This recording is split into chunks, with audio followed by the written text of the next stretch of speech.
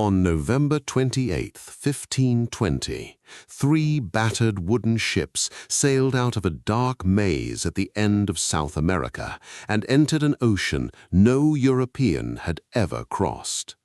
The water looked so calm that their commander gave it a peaceful name, yet this quiet sea would become the most dangerous part of his voyage.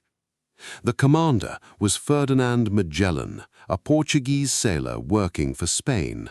He was not the first human to explore the Pacific.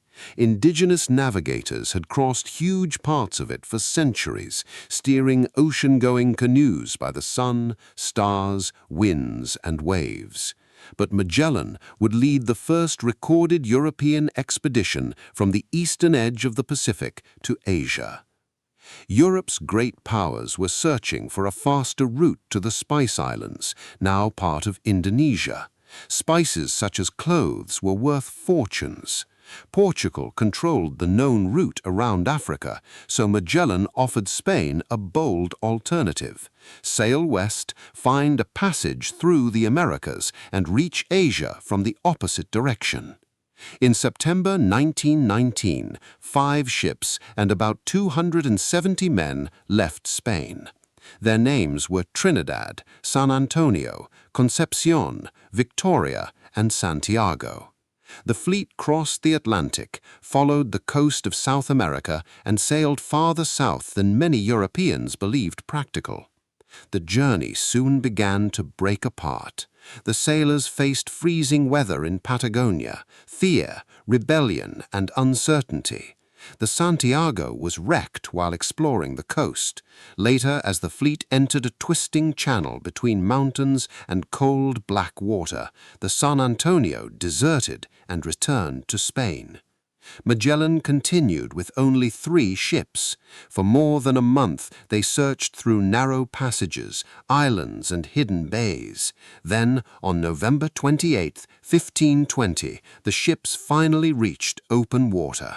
Behind them lay the strait that would later carry Magellan's name.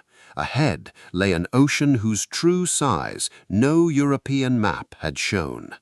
At first, the sea seemed gentle. Magellan called it Mar Pacifico, the peaceful sea. He believed the Spice Islands were not far away. He was terribly wrong. For roughly 3 months, the ships crossed an almost endless horizon. They saw very little land. Food spoiled, fresh water became scarce, and the crew grew weak. The voyage's chronicler, Antonio Pigafetta, described men eating old crumbs and softened pieces of hide. The ocean was calm, but calmness offered no rescue when there was nowhere to stop.